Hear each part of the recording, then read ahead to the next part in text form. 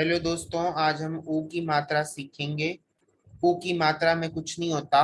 बड़ी ऊ की मात्रा कैसे लगाई जाती है, मैंने आपको बड़ा ऊ लिखना सिखाया था कि हम बड़ा ऊ ऐसे लिखते हैं सिंधी में।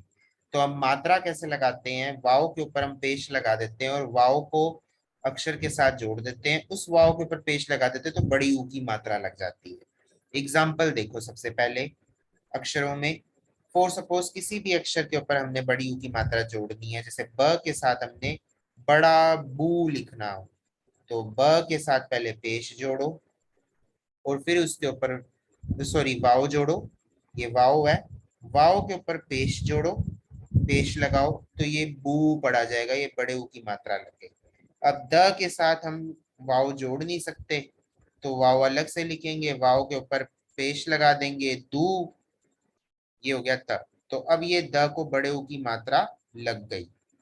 ये द था और ये बड़े ऊ की मात्रा इसको लग गई।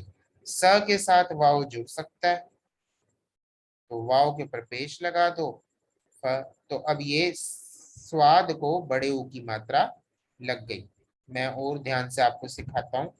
ये ख के साथ हमने बड़े ख को बड़े ऊ की मात्रा लगानी है खू में। ध्यान से देखिए, ख के साथ हमने वाव लगा दिया, वाव के ऊपर पेश लगा दिया तो अब ये ख को लग गई बड़े ऊ की मात्रा, खू पढ़ा जाएगा ये।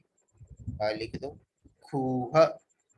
फिर तूत देखो, त के साथ वाव जोड़ सकते हैं, वाव के ऊपर पेश लगा दिया, त लिख दिया तूत। फिर ल को जोड़ सकते हैं, वाव वाव के ऊपर पेश लगा दो, ये पढ़ा गया लूण, लिख दिया। च को बड़ी ऊ की मात्रा कैसे लगाएं, चूड़ी लिखने के लिए च के साथ वाव जोड़ो, वाव के ऊपर पेश जोड़ो, फिर बड़ी की मात्रा मैंने आपको पहले ही सिखा दी थी, चूड़ी।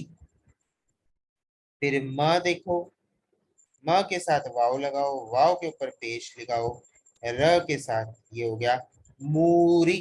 तो ये हो गया बड़ी ऊ की मात्रा। उम्मीद है आपको क्लियर हो गया हो। कुछ नहीं करना, जिस अक्षर के साथ वाव जुड़ सकता हो वाव लगाओ, वाव के ऊपर पेश लगाओ, बड़ा हो जाएगा तू। अगर द या ड जैसे अक्षर हो जिसके साथ वाव नहीं जुड़ सकता तो वाव अलग से लगाओ, वाव के ऊपर पेश लगाओ तो ये भी बड़े ऊ की मात्रा लग गई। तो इन कंक्लूजन, बड़े ऊ की मात्रा वाव के ऊपर पेश लगाना है और वाव अगर उस अक्षर के साथ जुड़ता हो तो उसके साथ जोड़ दो, नहीं तो उसके आगे वो लिख दो। तो ये हो गया बड़े ऊ की मात्रा। Thank you so much.